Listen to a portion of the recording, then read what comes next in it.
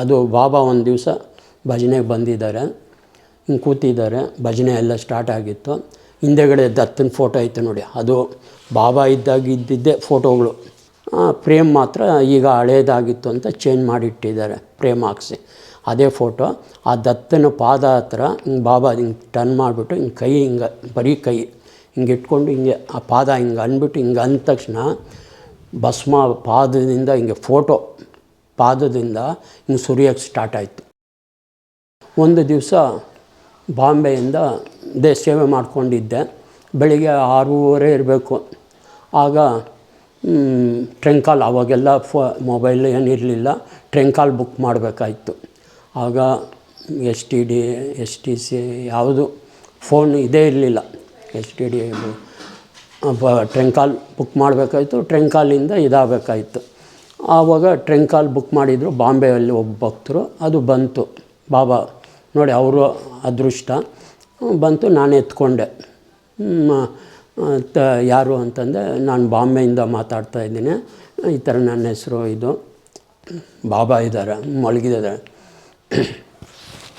ನಾನು ಬಾಬನ ಹತ್ರ ಮಾತಾಡಬೇಕು, ಒಂಚೂರು ಇಲ್ಲ ಬಾಬಾ ಮಲಗಿದ್ದಾರೆ, ಎಬ್ಸೋಕ್ಕೆ ನನಗೆ ಇದಿಲ್ಲ ಅಂತ ಇನ್ನೊಂದು ಸ್ವಲ್ಪ ಹೊತ್ತು ಬಿಟ್ಕೊಂಡು ಮಾಡಿ ಅಂದ್ಬಿಟ್ಟು ಆವಾಗ ಅವ್ರಿಗೆ, ಯಾಕೆಂದರೆ ಟ್ರಂಕ್ ಕಾಲ್ ಸಿಗೋದೇ ಕಷ್ಟ, ಸಿಕ್ಕಿದಾಗ ಹಿಂಗೆ ಆಗೋಯ್ತು ಅಂತ ಅವ್ರಿಗೂ ಬೇಜಾರಾಗಿರ್ತದೆ.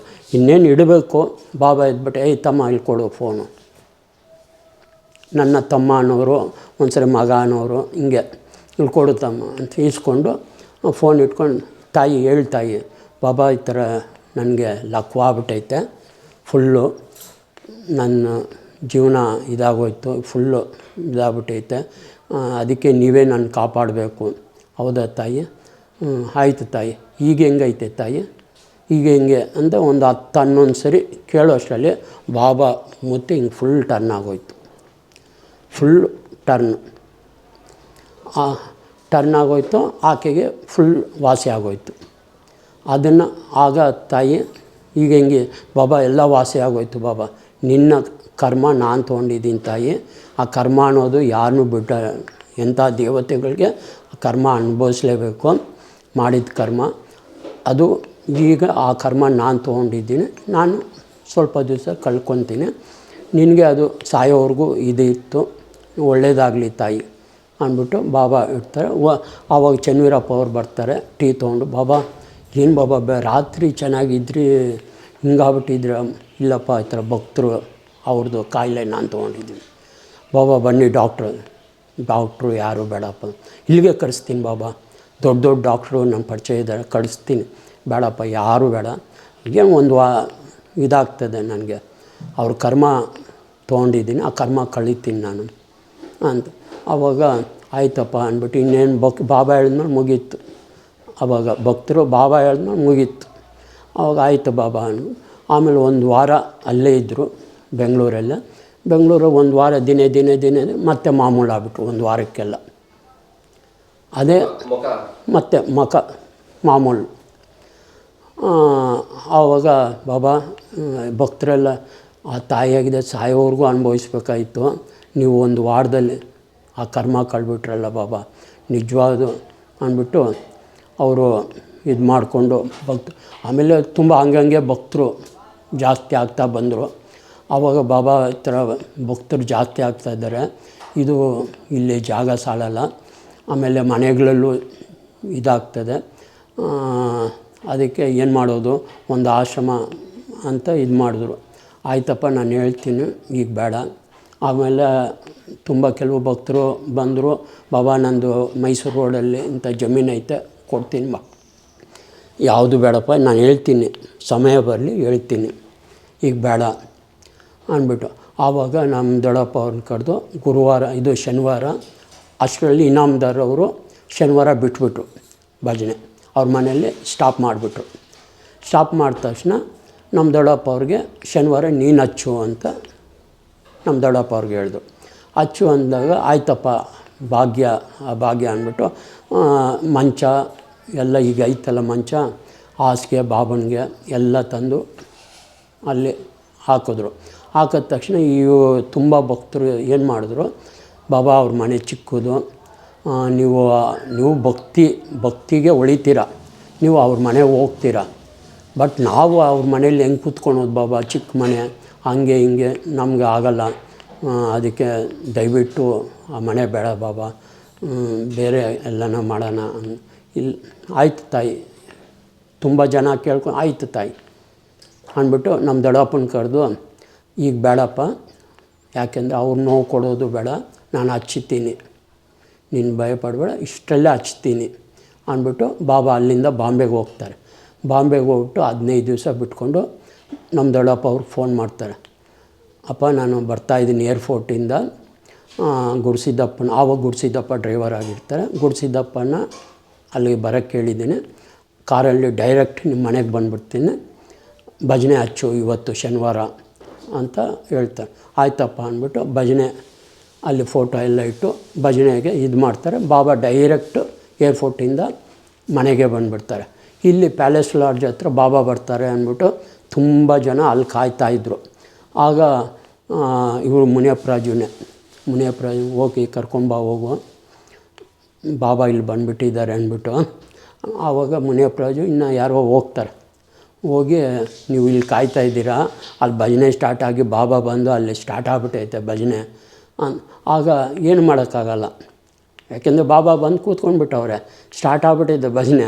ಇನ್ನೇನು ಎಲ್ಲರೂ ಬಂದರು ಅಲ್ಲಿಂದ ನಡ್ಕೊಂಡು, ಕಾರು ವೆಹಿಕಲ್ಲು ಏನಾಯಿತು ಎಲ್ಲ ಬಂದು ಬಾಬನ ಭಜನೆ ಅಲ್ಲಿ ಶನಿವಾರ 1 ವಾರ ಆಯಿತು. 2ನೇ ವಾರ ಆಯಿತು. 3ನೇ ವಾರಕ್ಕೆ ಬಾಬಾ, ಇಲ್ಲಿ ಬೇಡಪ್ಪ, ಇಲ್ಲಿ ಶನಿವಾರ ಬೇಡ, ಗುರುವಾರ ಹಚ್ಚು, ಇಲ್ಲಿ ಒಳ್ಳೆಯದಾಗ್ತದೆ ಅಂದ್ಬಿಟ್ಟು ಗುರುವಾರ ಅಲ್ಲಿ ಭಜನೆ ಸ್ಟಾರ್ಟ್ ಮಾಡಿದ್ರು. ಅದು ಇರೋ ಮನೆ, ಹೊಸನಗರದಲ್ಲಿರೋ ಮನೆ. ಈಗ ಅದು ಗುರುವಾರದ ಮನೆ ಅಂತಲೇ ಹೆಸರಾಗೋಯ್ತು ಬಾಬಾ. ಅದು ಯಾಕೆಂದರೆ ಆ ಬಾಬಾ ಹೆಸರು ತರೋದು ಎಲ್ಲ ಅವನಿದೆ ಕೃಪೆ. ಯಾಕೆಂದರೆ ಬಾಬಾ ಫಸ್ಟ್ ಹೇಳಿದರು, ನೋಡಪ್ಪ, ಇಲ್ಲಿ ಈಗ ಬರ್ತಾಯಿದ್ದಾರಲ್ಲ ಭಕ್ತರು, ಮುಂದೆ ಬರ್ತಾರೋ ಇಲ್ವೋ ಗೊತ್ತಿಲ್ಲ, ಬರ್ದೇ ಇದ್ದರೂ ನೀವು ಮನೆಯವ್ರು ಕೂತ್ಕೊಂಡು ಇಲ್ಲಿ ಭಜನೆ ಅಂತೂ ಬಿಡಬೇಡಿ, ನೀವು ಭಜನೆ ಮಾಡ್ತಾರೆ, ಇದು ಒಳ್ಳೆ ಕ್ಷೇತ್ರ ಮಾಡ್ತೀನಿ, ಮಂತ್ರಾಲಯ ಥರ ಇದು ಒಳ್ಳೆ ಇದಾಗ್ತದೆ, ಇಲ್ಲಿ ಭಜನೆ ಇದು ಮಾಡಿ ಅಂತ. ಆಯ್ತಪ್ಪ ಅಂದ್ಬಿಟ್ಟು ಆಗ ಅದು ಬಾಬಾ ಒಂದು ದಿವಸ ಭಜನೆಗೆ ಬಂದಿದ್ದಾರೆ, ಹಿಂಗೆ ಕೂತಿದ್ದಾರೆ, ಭಜನೆ ಎಲ್ಲ ಸ್ಟಾರ್ಟ್ ಆಗಿತ್ತು. ಹಿಂದೆಗಡೆ ದತ್ತನ ಫೋಟೋ ಐತೆ ನೋಡಿ, ಅದು ಬಾಬಾ ಇದ್ದಿದ್ದೇ ಫೋಟೋಗಳು, ಯಾವುದು ಚೇಂಜ್ ಆಗಿಲ್ಲ. ಪ್ರೇಮ್ ಒಂದು ಚೇಂಜ್ ಮಾಡವ್ರೆ. ಬಾಬಾ ಆವಾಗ ಯಾವ ಫೋಟೋ ಇತ್ತು ಅದೇ ಫೋಟೋ, ಪ್ರೇಮ್ ಮಾತ್ರ ಈಗ ಹಳೇದಾಗಿತ್ತು ಅಂತ ಚೇಂಜ್ ಮಾಡಿಟ್ಟಿದ್ದಾರೆ, ಪ್ರೇಮ್ ಹಾಕ್ಸಿ ಅದೇ ಫೋಟೋ. ಆ ದತ್ತನ ಪಾದ ಹತ್ರ ಹಿಂಗೆ ಬಾಬಾ ಹಿಂಗೆ ಟರ್ನ್ ಮಾಡಿಬಿಟ್ಟು ಹಿಂಗೆ ಕೈ ಹಿಂಗೆ ಬರೀ ಕೈ ಹಿಂಗೆ ಇಟ್ಕೊಂಡು ಹಿಂಗೆ ಆ ಪಾದ ಹಿಂಗೆ ಅಂದ್ಬಿಟ್ಟು ಹಿಂಗೆ ಅಂದ ತಕ್ಷಣ ಭಸ್ಮ ಪಾದದಿಂದ ಹಿಂಗೆ ಪಾದದಿಂದ ಹಿಂಗೆ ಸುರಿಯೋಕ್ಕೆ ಸ್ಟಾರ್ಟ್ ಆಯಿತು. ನಮ್ಮ ತಾಯಿ ತಟ್ಟೆ ಇಟ್ಕೊಂಡ್ರು. ಆ ತಟ್ಟೆಯಲ್ಲಿ ಇಷ್ಟೇ ಬಂದಿದ್ದು ಘಮ ಘಮ ಅಂತ, ಅದೆಲ್ಲ ಭಕ್ತರಿಗೂ ಕೊಟ್ಟರು ಭಸ್ಮ. ಆಮೇಲೆ ಅದು ಒಂದಾಯ್ತಾ ಪವಾಡ. ಆಮೇಲೆ ಇನ್ನೊಂದು ನಮ್ಮ ದೊಡ್ಡಪ್ಪನ ದೊಡ್ಡ ಮಗಳು ಜಗದಾಂಬ ಅಂತ ನೋಡಿ, ಬಾಬನ ಪೀಠನ ನಾವು ಎಷ್ಟು ಭಕ್ತಿಯಿಂದ ಇದು ಮಾಡಬೇಕು ಅನ್ನೋದು ಇದಕ್ಕೆ. ಆ ಹುಡುಗಿ ಏನು ಮಾಡಿದ್ಲು, ದೊಡ್ಡ ಮೇಲ್ಗಡೆ ಫೋಟೋ ಏನೋ ಕ್ಲೀನ್ ಮಾಡೋಕ್ಕೆ ಹೋಗಿ ಬಾಬನ ಮಂಚದ ಮೇಲೆ ಕಾಲಿಟ್ಬಿಟ್ಲು, ಪಾದ ಇಟ್ಟಿದ ತಕ್ಷಣ ಅವಳಿಗೆ ಗೊತ್ತಿಲ್ಲ, ಸೀರೆ ಬೆಂಕಿಗೆ ಸುಟ್ಕೊಂಡು, ಅಲ್ಲಿ ದೀಪ ಇತ್ತಲ್ಲ, ದೀಪಕ್ಕೆ ಸುಟ್ಕೊಂಡ್ಬಿಟ್ಟೈತೆ. ಇನ್ನೇನು ಇದಾಗ್ತೈತೆ. ಅಲ್ಲಿ ಇನ್ನೊಬ್ಬರು ನಮ್ಮ ಬ್ರದರ್ ಒಬ್ಬರು ಇದ್ದರು, ಅವರು ಆ ಸೀರೆನ ಸುಟ್ಟೋಗ್ತೈತೆ ಇದು ಮಾಡಿದ್ರು. ಆವಾಗಿಂದನೇ ಆಕೆಗೆ ಆರೋಗ್ಯನೂ ಇದಾಯಿತು. ಅದಕ್ಕೆ ಮುಂಚೆ ಆಕೆಗೆ ಇನ್ನೊಂದು ಅದಾಯಿತು. ಅದಾದಮೇಲೆ ಇನ್ನೊಂದು ದಿವಸ ನಮ್ಮ ತಾಯಿ ನೋಡಿದ್ರೆ ಅವ್ರಿಗೆ ತುಂಬ ಇಷ್ಟ, ನಮ್ಮ ದೊಡ್ಡಪ್ಪನ ಮಗಳು ದೊಡ್ಡವಳಿಗೆ, ನಮ್ಮ ಮನೇಲೇ ಜಾಸ್ತಿ ಇರೋವಳು. ಒಂದು ದಿವಸ ನಮ್ಮಮ್ಮ ರೂಮಲ್ಲಿ ಮಲಗಿದ್ದಾರೆ, ಆಕೆ ಬಚ್ಚಲ ಮನೆಗೆ ಆ ಕಡೆ ಬಾಬನ ಇದು ದೇವ್ರ ಮನೆ ಐತೆ, ಅದು ದಾಟಿದ್ರೇ ಬಚ್ಚಲ ಮನೆ ಇರೋದು. ಆ ಬಚ್ಚಲ ಮನೆಗೆ ಹೋಗ್ಬಿಟ್ಟು ಬರ್ತಾ ಇರುವಾಗ ಹಿಂಗೆ ಬಂದವಳೆ ಬಾಬನ ಮಂಚದ ಮೇಲೆ ನಾಗರಾವು ಹಿಂಗೆ ಅಡ್ಡಾಡ್ತಾಯಿತ್ತಂತೆ. ಇವಳು ನೋಡ್ಬಿಟ್ಟು ಎದುರ್ಕೊಂಡು ಅಲ್ಲೇ ಇದ್ಬಿಟ್ಟವಳೆ ಬಚ್ಚಲ ಮನೆ, ಬರಲೇ ಇಲ್ಲ. ನಮ್ಮ ತಾಯಿ ಯಾಕೆ ಇಷ್ಟೊತ್ತಾದ್ಲು, ಬರಲಿಲ್ಲ ಇಷ್ಟೊತ್ತಾಯ್ತಲ್ಲ ಅಂತ. ಆಮೇಲೆ ಬಾರೆ ಅಂದರೆ ಏನು ಪಟಕ್ ಅಂದಿಲ್ವಂತೆ ಮಾತು. ಹಂಗೆ ಎದುರ್ಕೊಂಡು ಅಲ್ಲೇ ಇದ್ಬಿಟ್ಟವಳೆ. ಆಮೇಲೆ ಹಂಗೆ ತಿರ್ಗಾ ನೋಡ್ದಂತೆ. ಆಮೇಲೆ ಹಿಂಗೆ ಹಾವು ಆಡ್ಕೊಂಡು ಬಾಬನ ಫೋಟೋ ಇತ್ತಲ್ಲ, ಅದೇ ಫೋಟೋ ಒಳಗಡೆ ಹೋಯ್ತಂತೆ ಅಷ್ಟೇ. ಆವಾಗ ಯಾಕೆ ಇಷ್ಟೊತ್ತು ಹೋಗಿ ಬಚ್ಚಲ ಮನೆಗೆ ಹೋಗಿ ಬರೋಕ್ಕೆ ಅಂದರೆ, ಇಲ್ಲ ಚಿಕ್ಕಮ್ಮ, ಈ ಥರ ಮಂಚದ ಮೇಲೆ ನಾಗರಾವು ಹಿಂಗೆ ತುಂಬ ಇದಾಗ್ತಾಯಿತ್ತು, ಅಡ್ಡಾಡ್ತಾಯಿತ್ತು. ಆವಾಗ ನಾನು ಈ ಥರ ನೋಡಿದ ತಕ್ಷಣ ನನಗೆ ಹೆದರಿಕೆ ಆಗಿ ನಾನು ಬಾಯಿ ಮಾತಾಡಲಿಲ್ಲ. ಆಮೇಲೆ ನೋಡಿದೆ ಹಿಂಗೆ ಫೋಟೋ ಒಳಗಡೆ ಹೋಯ್ತು ಅಂತ. ಆವಾಗಿಂದ ಆಕೆಗೆ ಆರೋಗ್ಯ ಇದಾಗಿ ಆವಾಗ ನಮ್ಮ ದೊಡ್ಡಪ್ಪ ಅವ್ರು ಕೇಳ್ಕೊತಾರೆ ಬಾಬಾ ನನ್ನ ಮಗಳನ್ನ ಉಳಿಸ್ಕೊಡಿ ಅಂತ. ಇಲ್ಲಪ್ಪ, ಆಕೆಗೆ ಮಗುವಾಗಿರ್ತದೆ, ಆ ಮಗುನ ಸಾಕೋ ಒಳ್ಳೆಯದಾಗ್ತದೆ, ಮುಗೀತು, ಈಕೆಗೆ ಮುಕ್ತಿ ಕೊಡ್ತೀನಿ, ಈಕೆ ಇದ್ದರೆ ನಿಮಗೆ ತೊಂದರೆ ಮುಂದೆಗೆ, ಹೀಗೆ ಮುಕ್ತಿ ಕೊಡ್ತೀನಿ, ಬಿಟ್ಬಿಡಿ ಅಂತ. ನಮ್ಮ ದೊಡ್ಡಮ್ಮ ಎತ್ಕೊಂಡು, ಇಲ್ಲ ಬಾಬಾ, ನಾವು ಬಿಡಲ್ಲ, ನಮಗೆ ಇಷ್ಟು ದೊಡ್ಡ ಮಗಳು ಬೇಕು, ಆ ಮಗುನೇ ತೊಗೊಂಡ್ಬಿಡಿ, ನಾವು ಇಷ್ಟು ದೊಡ್ಡ ಮಗಳನ್ನ ಸಾಕಿ ಎಲ್ಲ ಇದು ಮಾಡಿ ಮಗಳನ್ನ ಬಿಟ್ಕೊಡೋಕ್ಕೆ ನಮ್ಗೆ ಇಷ್ಟ ಇಲ್ಲ, ಚಿಕ್ಕ ಮಗು ತೊಗೊಂಡ್ಬಿಡಿಬೇಕು ಮಗುನೇ ಅಂತ ಹೇಳ್ತಾರೆ.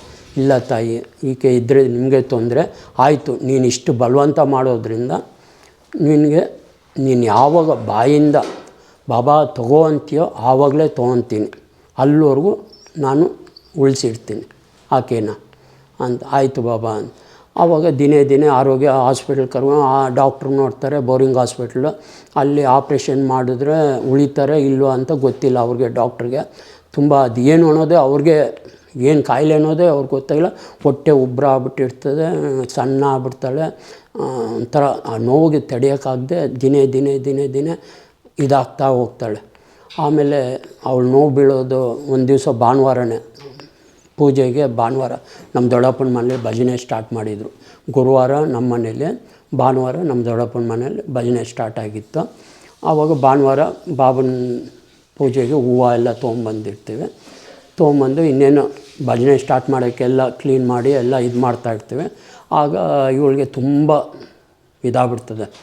ಆಗ ನಮ್ಮ ತಾಯಿ ಯಾಕೆ ಹಿಂಗೆ ಅಂತಂದು, ಇಲ್ಲ ಚಿಕ್ಕಮ್ಮ, ತುಂಬ ನೋವ್ತೈತೆ, ತುಂಬ ತಡೆಯೋಕ್ಕಾಗ್ತಾಯಿಲ್ಲ, ಹಂಗೆ ಹಿಂಗೆ ಅಂತ.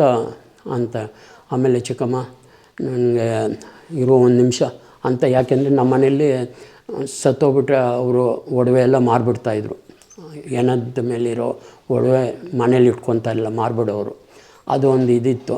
ಅದಕ್ಕೆ ಫಸ್ಟೇ ಅವಳಿಗೆ ಗೊತ್ತಿತ್ತು, ಅದಕ್ಕೆ ತೆಗೆದುಬಿಟ್ಟು ಇದು ನನ್ನ ಮಗಳು ಕೊಟ್ಬಿಡು ಅಂದ್ಬಿಟ್ಟು ಇದು ಮಾಡಿಬಿಟ್ಟು ಎಲ್ಲ ಇದು ಮಾಡಿ, ಕೊನೆಗೆ ಅವರಮ್ಮ ಬಂದು ನೋಡೋಕ್ಕಾಗದೆ ಬಾಬನ ಫೋಟೋ ಹತ್ರ ಹೋಗಿ, ಬಾಬಾ ನೋಡೋಕ್ಕಾಗಲ್ಲಪ್ಪ, ಅವಳನ್ನ ತೊಗೊಂಡ್ಬಿಡು, ಇನ್ನಾಯಿತು ಅಷ್ಟೇ, ಅವಳು ನೋಡೋಕ್ಕಾಗಲ್ಲ ಹಂಗಂದು ಒಂದು ನಿಮಿಷಕ್ಕೆ ಚಿಕ್ಕಮ್ಮ, ನಮ್ಮ ತಾಯಿ ಹೋದರೆ, ಚಿಕ್ಕಮ್ಮ ಅಲ್ಲಿ ಮುತ್ತೈದರು ಬಂದು ಕರೀತಾವ್ರೆ ನನಗೆ, ಅರಿಶಿನ ಕುಂಕುಮ ಕೊಡು, ಎಲ್ಲೇ ನೋಡಿ ಮೇಲ್ಗಡೆ ಕರೀತಾವ್ರೆ, ಅರಿಶಿನ ಕುಂಕುಮ ಕೊಡು ಅವ್ರಿಗೆಲ್ಲ ಆಯಿತು ಕೊಡ್ತೀನಿ, ನೀನು ಇರಮ್ಮ ಅಂದು.